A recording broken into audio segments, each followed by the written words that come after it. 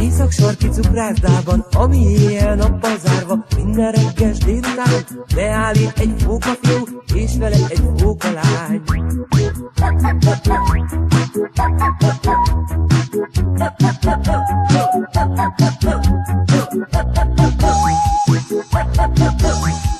Mit esznek a fókák? Jégből sütött tortán, fogol főzött kakaót.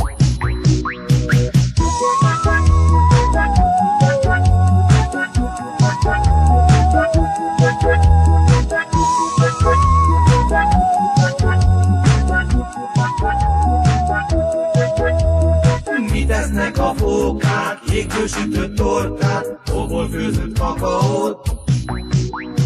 Az is csak a mindig zárva, észak-sarki cukrászdába Kapható, kapható.